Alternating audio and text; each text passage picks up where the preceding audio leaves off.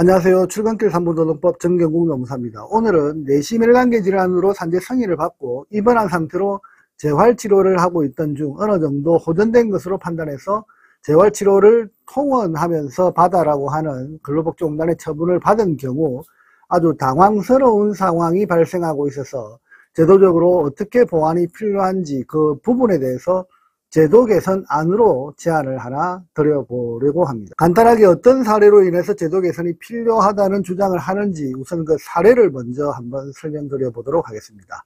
산재 근로자 A씨의 경우 뇌출혈로 인해서 1차 수술 치료를 하고 이후 재활병원에서 입원한 상태로 재활치료를 받아오고 계셨습니다. 그렇게 재활치료를 받아오던 중 그리고 예상한 대로 근로복지공단은 요양기간이 1년이 넘어간 일정 시점에서 이제 통원하면서 재활치료를 하셔야 한다는 판단하에 입원 요양에서 통원 요양으로 진료계획서를 변경 승인 처분을 하게 됩니다.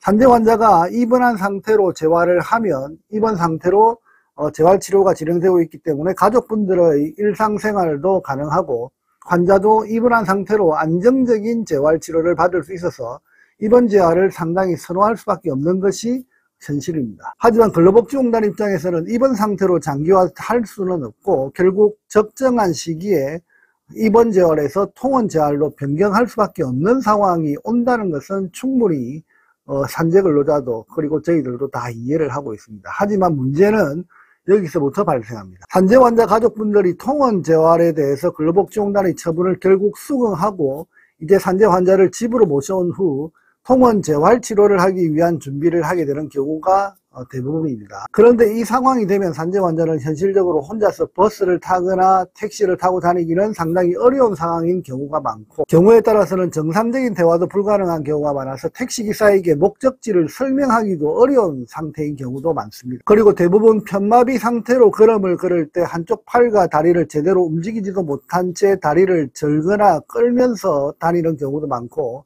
한쪽 팔도 힘이 빠진 채 힘들게 그렇게 걸어서 통원을 해야 되는 경우가 많습니다.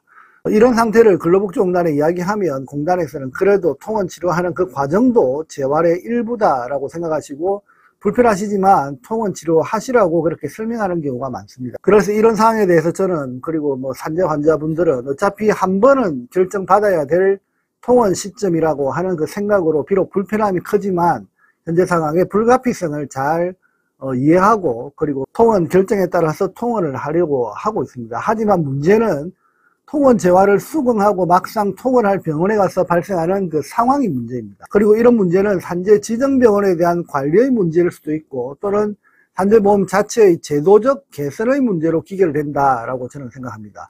그 첫 번째 문제를 한번 설명드려 보겠습니다. 통원 재활 처분을 받은 산재 환자가 며칠 통원 치료를 받아보니 도저히 혼자서 버스를 타고 또는 택시를 타고 재활받기 어려운 상황으로 판단해서 산재 환자 자기 비용으로 입원 비용을 낼 테니 입원 재활을 할 수 있는 병원을 찾아보려고 하는 분들이 의외로 많습니다. 이런 경우 입원비는 당연히 산재 처리가 안 되니 입원비에 대해서는 자기 비용으로 지불해서라도 입원 재활을 하겠다고 할 경우 현재 대부분의 재활병원, 특히 산재지정병원으로 선정된 재활병원에서는 입원을 원천적으로 거부하고 있는 상황이 대부분입니다.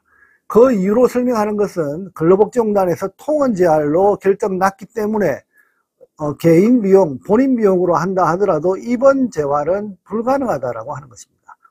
산재보험 수가로 적용되지 않는 그 입원비의 입원 비용과 관련된 모든 상황은 환자가 직접 부담하겠다라고 해도 산재지정병원에서는 일관되게 당신은 통원 재활로 결정났기 때문에 당신의 비용으로 입원비를 낸다고 해도 입원은 안 시켜주겠다 이렇게 나오고 있다는 것입니다. 그리고 또 다른 두 번째 문제가 있습니다. 더 황당한 상황은 바로 재활치료 과정에서 또다시 나타납니다.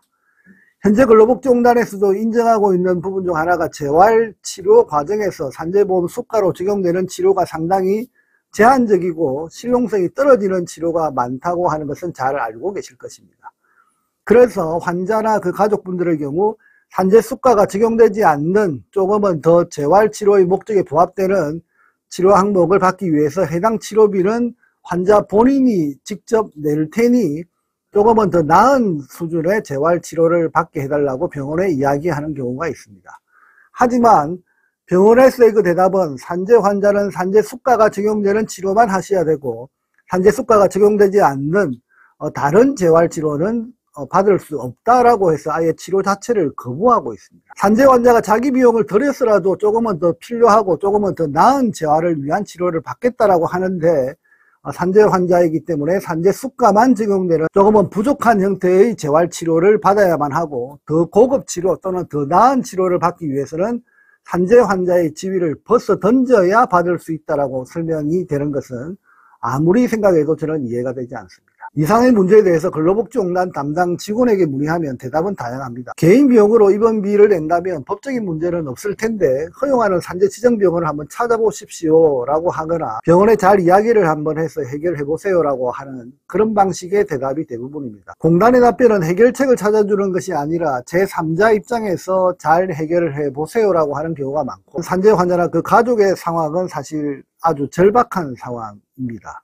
조금이라도 더 재활을 잘해서 빨리 노동 현장으로 복귀해서 생계를 이어가야 할 가족분들이 대부분이기 때문입니다. 만일 제도적으로 개인 비용을 들여서 입원 재활하는 부분에 대한 제도 개선이 필요하다면 하루빨리 제도적인 보완책을 마련해야 하는 것이 필요하지 않을까 생각합니다. 재활치료의 경우에도 치료 유형에 대한 그 부분도 마찬가지입니다. 현재 산재보험법은 60년이 넘는 시간 동안 조금씩 진화하고 개선되고 발전하면서 수많은 산재 환자들의 건강과 가족의 행복을 지켜왔습니다. 산재보험제도가 조금은 더 산재 환자 중심으로 성장하고 발전하기를 기원드리면서 오늘의 주제 설명을 마치도록 하겠습니다.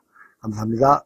여의도 노무법인은 대표 노무사가 직접 조사하고 분석하고 최종 결론까지 책임있게 진행합니다.